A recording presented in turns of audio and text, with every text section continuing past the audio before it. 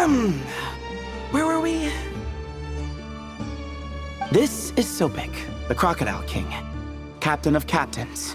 As the name suggests, he was a valiant commander and had dominion over all weapons of war.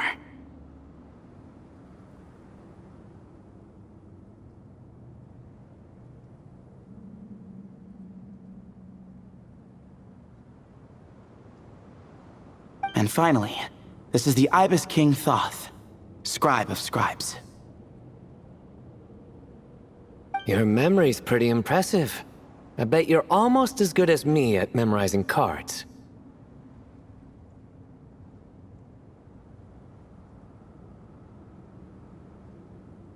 A scribe? Did he manage archives then? Like Al-Haytham? Wait, that's all Al-Haytham does? I never knew being an academia scribe was such a cushy job.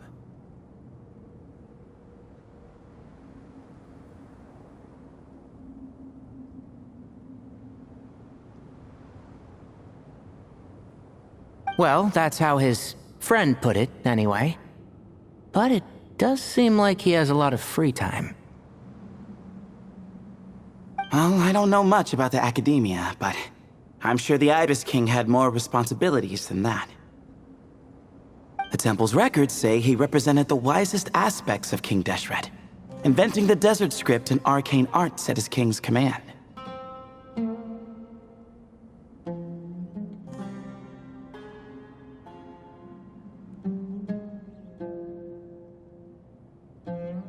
He must have been quite the impressive man then. Or creature, depending on how you look at it. Still, why are these three the only ones represented here? What about the other pillars of King Deshret? Maybe because the three of them were extra close? Huh. Kinda like us. Oh yeah! Maybe we should have someone inscribe us on a commemorative stone slab too.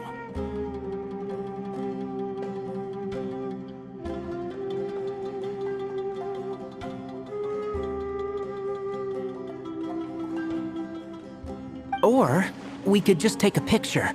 It would serve the same purpose. Anyway, no more distractions. Huh. Doesn't it look like there's writing carved into the corner?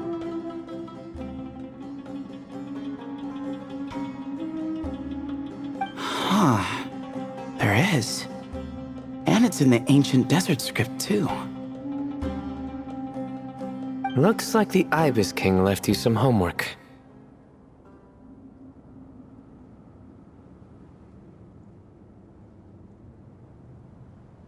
Give me a sec. I'll try and translate it. The ministers are unvirtuous. The scribes unwise. The captains unworthy.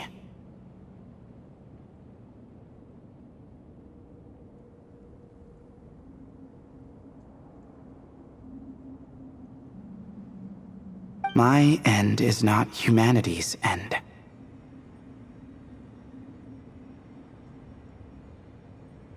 Hereby bestow upon you all the far side of eternity.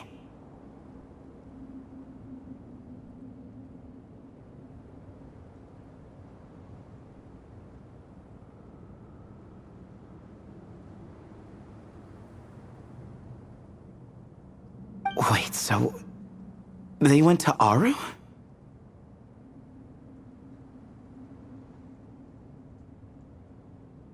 It doesn't sound like it was their idea. The far side of eternity is said to be the final land of dreams for all desert dwellers. But if such a place did exist, wouldn't it also be an inescapable prison?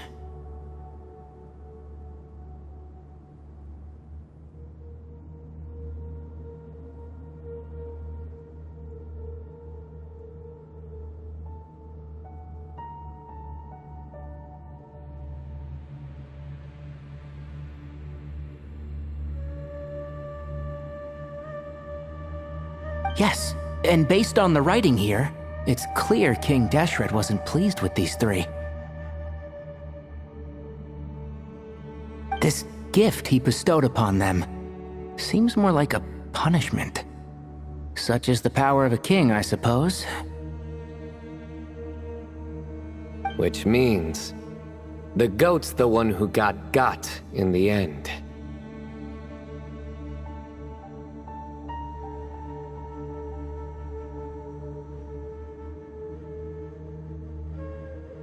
Huh.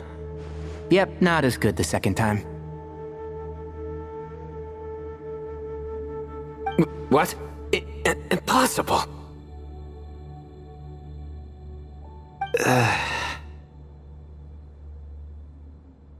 Well, looks like that's all we can learn here.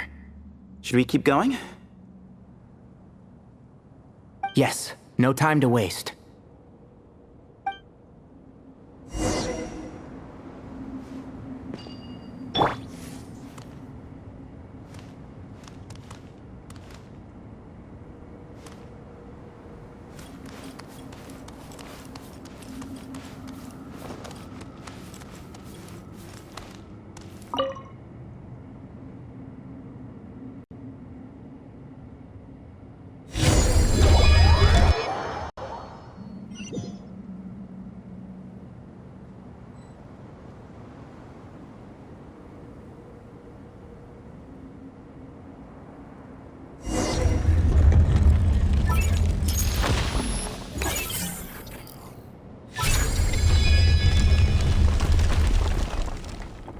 Jeez, who knew a suitcase could be so fast? Marak is nothing like this when it comes to housework. Hey, wait up! A scout's job is to take the lead. Just let Marak figure it out. Easy for you to say. I'll be the one doing the repairs if something happens. Why don't you go scout ahead then? When I think of a comeback, I'll let you know. Oh, Marak stopped. What is it? Found something?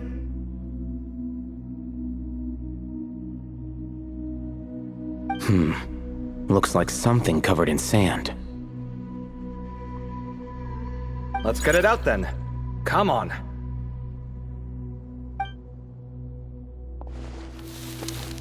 Oh, it's a stone slab.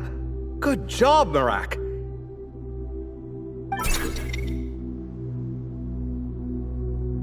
Let's take a look. Huh. Looks like this part of the picture goes over there?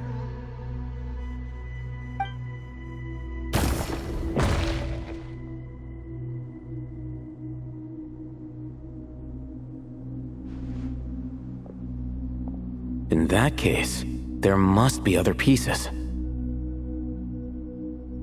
All right, and let's look around. Hey! Why are you sitting down?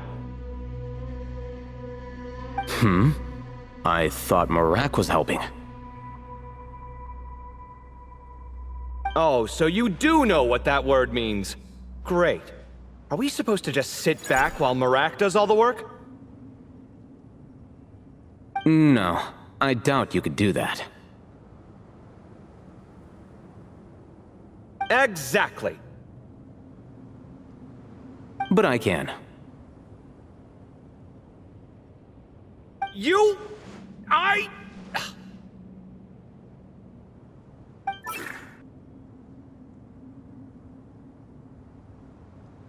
See? It's all coming back to me. How insufferable it is to work with this no-good, do-nothing... We could be more efficient, I agree.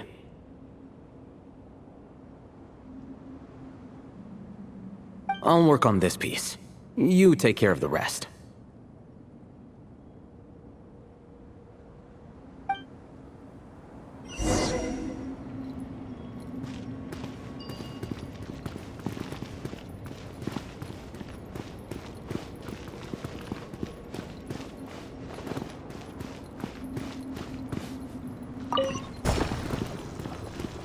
Found one!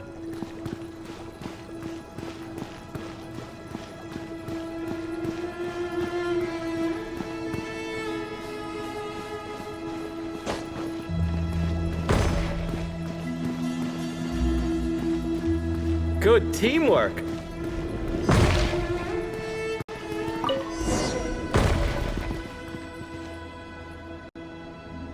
Looks like we found them all. The pieces fit together like a glove. But we can't see what's on them. Turn around. Huh? Look. Oh, I've seen this before. It can create strong winds. Just what we need to clean off the slab. Come on, let's... Hey! Don't worry about me. If I sit here, I won't be in the way. Oh, you don't want to be in the way? Then sit right in front, so the device can blow you straight back to Sumeru City.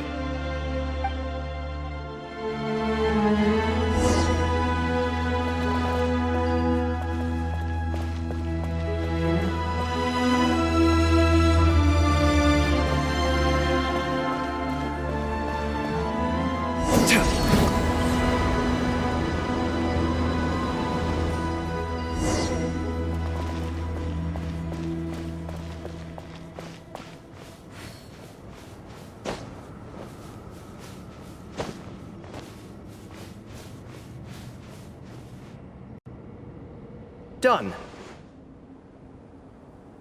Huh. That's one big cat.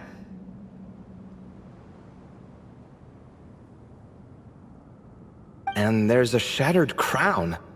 I think it's depicting some kind of story. Look, there's writing too. The Ibis King answered the young noble, granting him the wisdom he sought.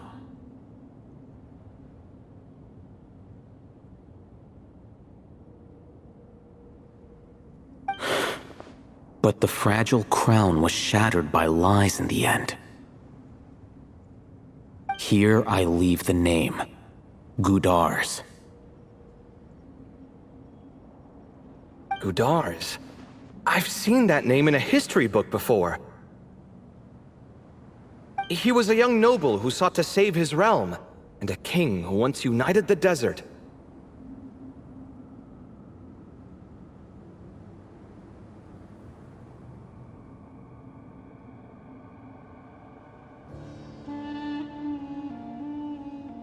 That's right. Although his methods were rather shameful.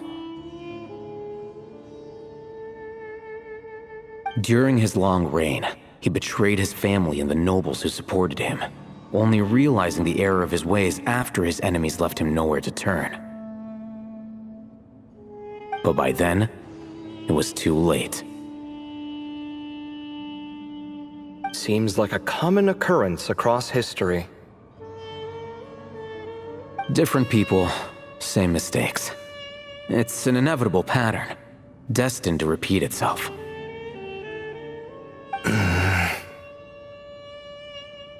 The writing mentions the Ibis King, but a cat is depicted here.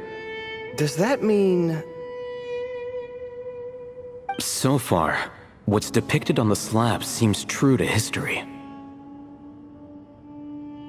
In which case, this cat is either a proxy for the Ibis King or a manifestation of said king himself.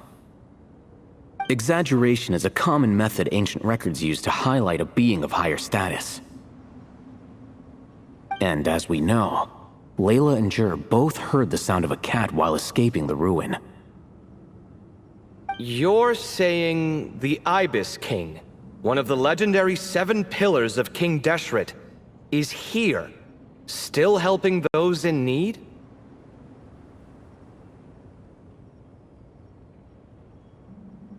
I'm saying we can't rule it out.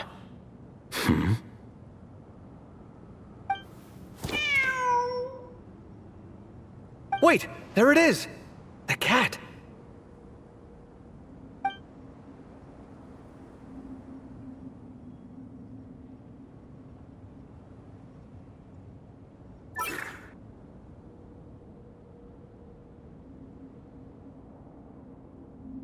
Ah! Marak went after him!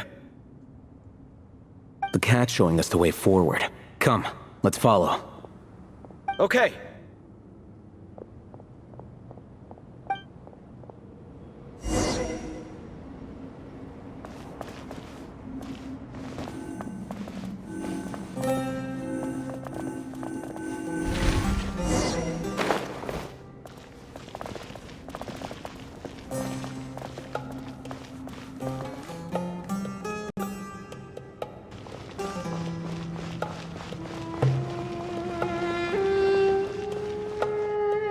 Huh.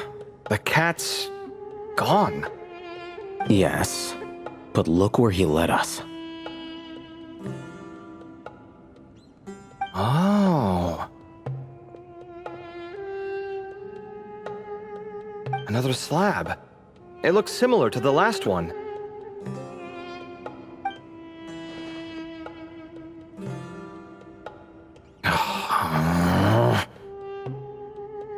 Oh, by all means, take your sweet time. Wouldn't want you to overexert yourself.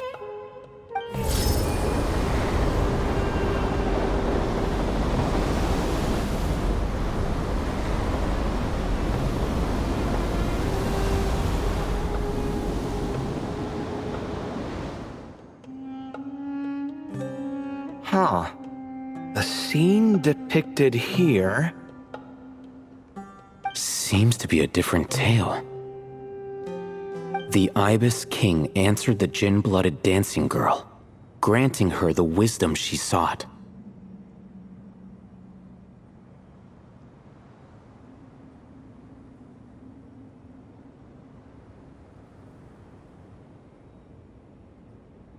But enemies plotted to kill her close kin. Snake venom was her self-chosen end.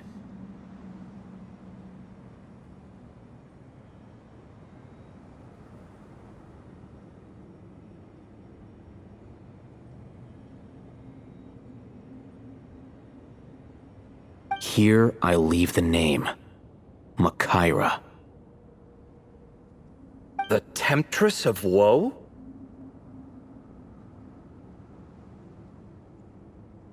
You've heard of her? Of course. I don't just sit around doodling all day. She's mentioned in tons of papers about the desert. As I recall, she was given as a gift to the tyrant king of Gurabad, and later seized the opportunity to kill him.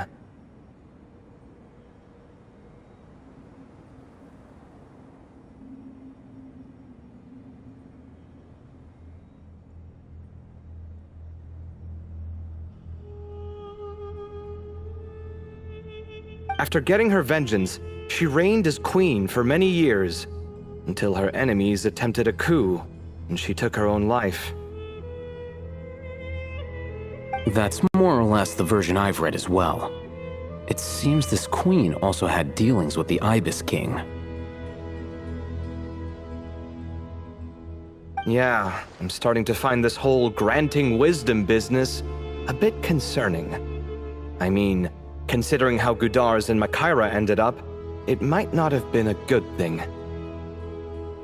But, at the same time, if the cat guiding us is linked to the Ibis King, then he doesn't seem like a villain either.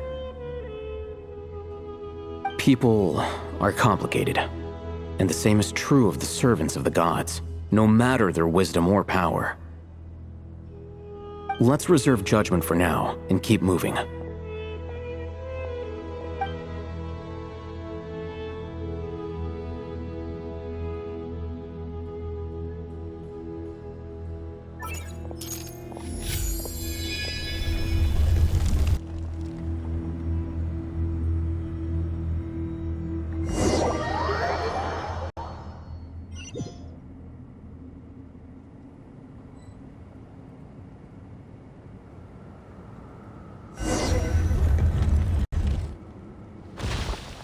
Oh, Paimon meant to ask earlier.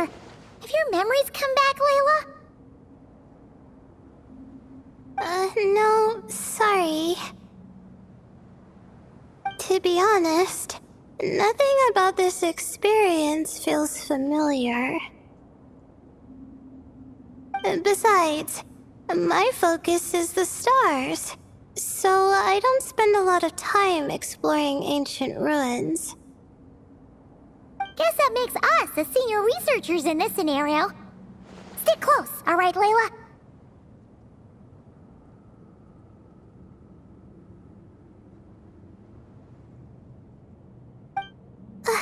Okay.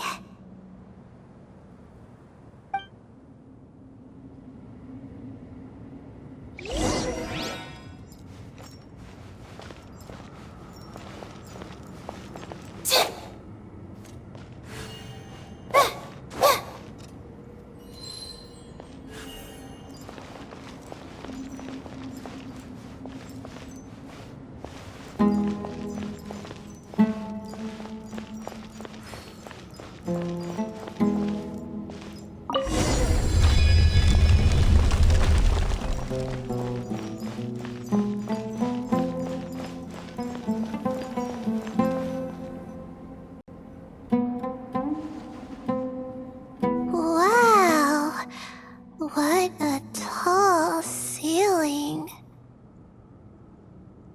Yeah, for such a big place, it's so empty. Like no one ever lived here. Sure must have been boring to live in ancient times, staring at ceilings all day.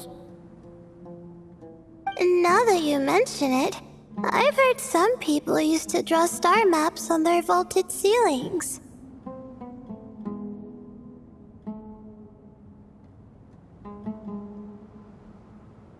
Some might even make them transparent to better observe the movement of the stars. It sounds so nice. Stargazing from the comfort of your own home.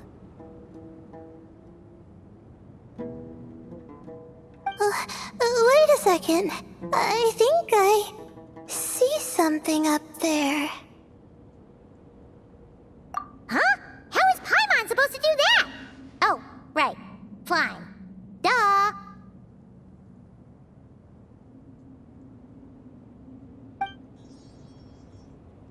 Alright! Sit tight, everyone! Adventurer Paimon will be right back!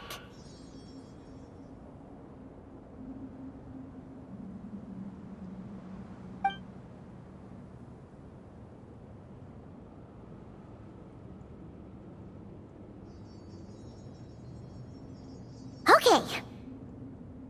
So, there's nothing super special up there. Just a couple of shelves, tables, jars, and scrolls.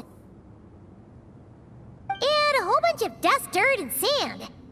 You really want to search through all that stuff?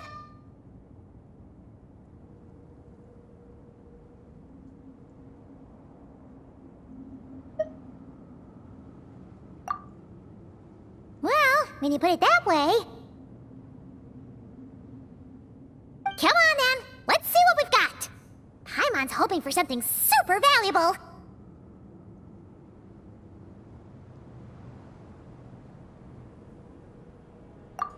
Thanks. I'll stick close.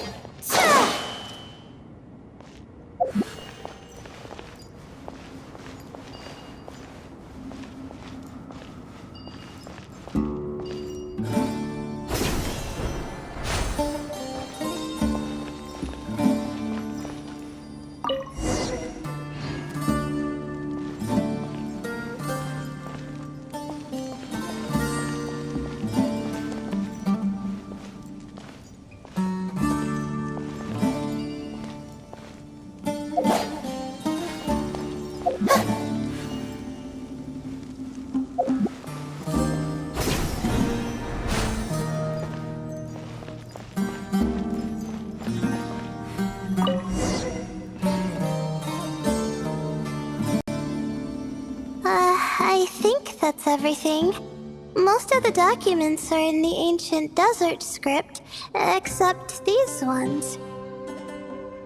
These seem old as well, but the handwriting makes them stand out.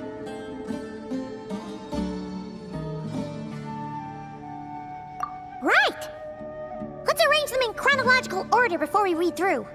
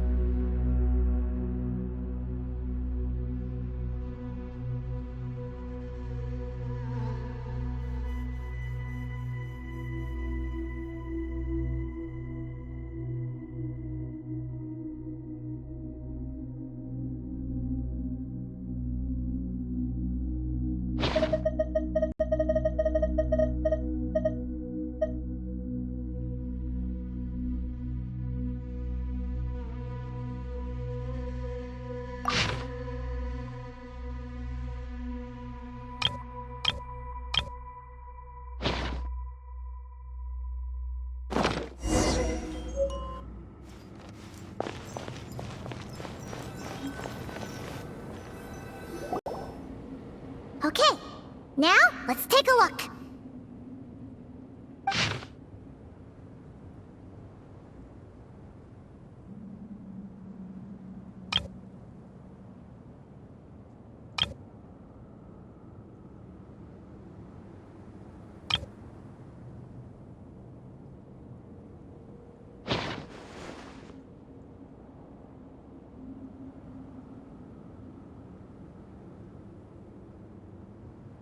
Maybe this person fell in by accident, like Mr. Jur and me. Yeah, maybe. But they don't sound super worried about their situation.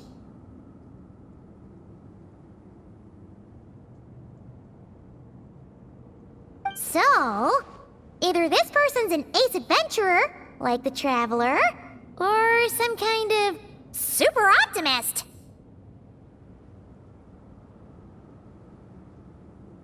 An optimist, huh? Oh, I wish I could be that sort of person.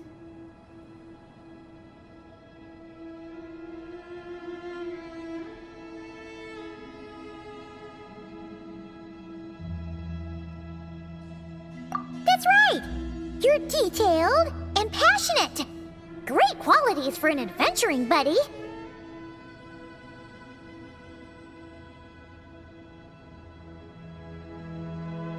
This optimist seems super obsessed with exploring every corner of this place. That could have gotten them in big trouble for all we know. Well, I appreciate the compliment. It's almost magical how words like that can make you feel like you can do anything. I only wish that magic could last a little longer. Until I figure out my new study topic, at least.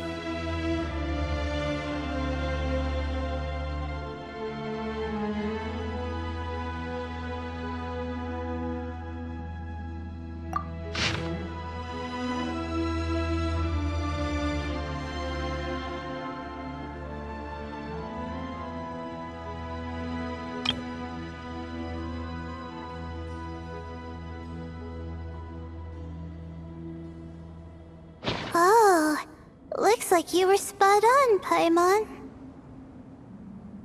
See? Told ya! That's what happens when you don't think things through. And all this talk about seniors and juniors, he was a student just like you, Layla! Whew, he sure talks a big talk for a student, though. You'd think he was some kind of old scholar instead.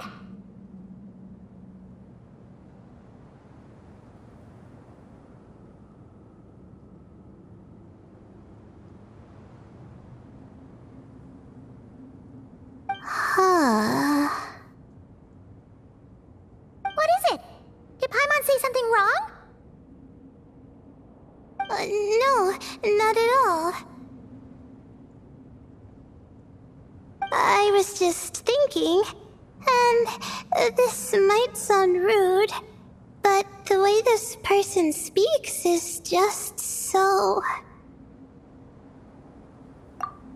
you noticed too. I mean, it's good that he helped treat his companion's wound, but it didn't seem like it was out of kindness. More like he was looking out for his own self-interest, or thought he could get something out of it. I don't know. Maybe I'm reading too much into it.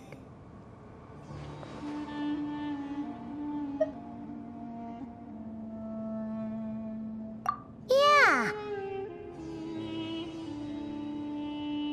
If you're both in this dangerous situation together, wouldn't you mention them at least once? If it were Paimon, she would write down the name of every single person she was with. No one would be able to get away.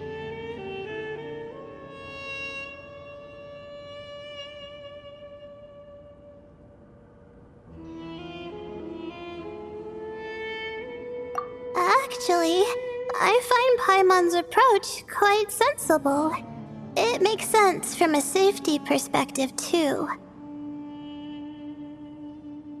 That way, if anyone came to the rescue, the notes would be able to tell them everything they needed to know. Whoa! That's genius-level thinking! Well, I learned that from Madame Farzan, actually.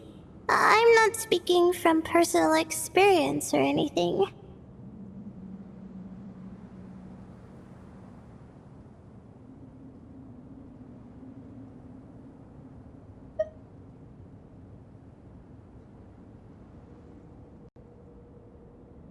Oh, no!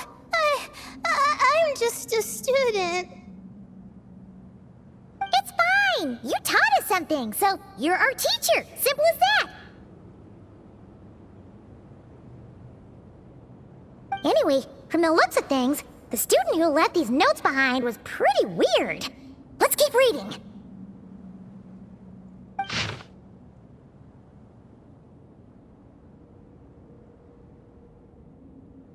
Whoa! Hang on! That's a lot of information. Paimon needs a moment to take this in. The Ibis King. So, did this person actually meet the Ibis King here?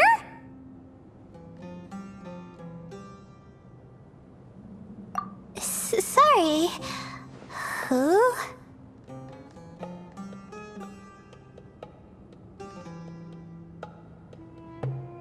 Jeez, not again! Stop teasing her, Traveler! You know she was asking about Nefer.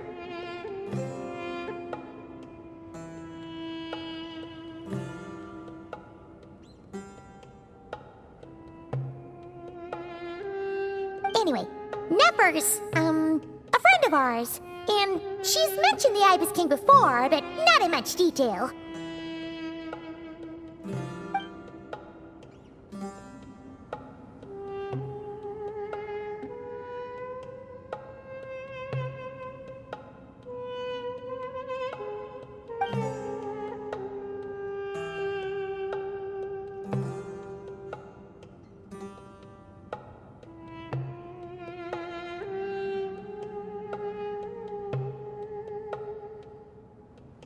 Oh, I see.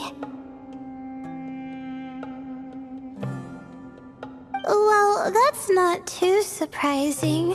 Most people in Sumeru know about King Deshret, and most in the academia have at least some knowledge on the Seven Pillars. Legend has it, King Deshret ruled the desert at the head of several wise retainers, guiding their people to pursue the limits of wisdom.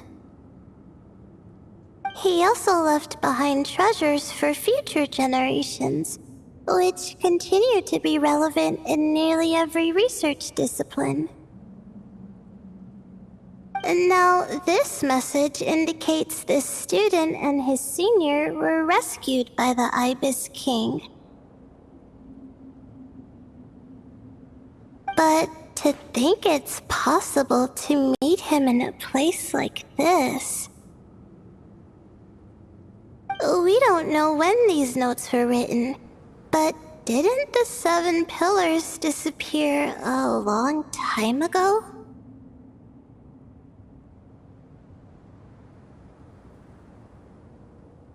Yeah, the notes made it sound like his powers were restricted.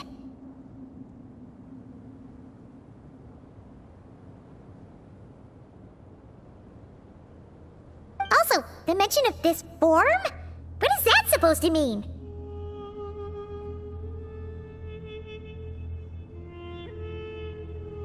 I'm not sure. Let's keep reading.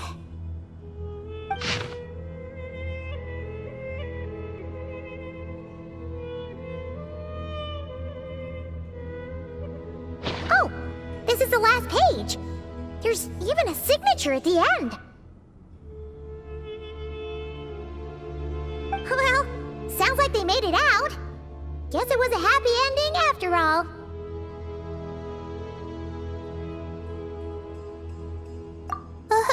right. But it says, the Ibis King cannot be trusted. Huh. Our friend said something similar. That the Ibis King was a liar.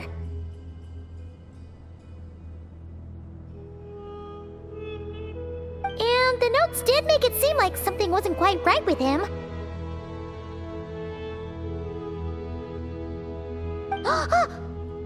Maybe he wasn't one of the 7 pillars at all, but some kind of con artist!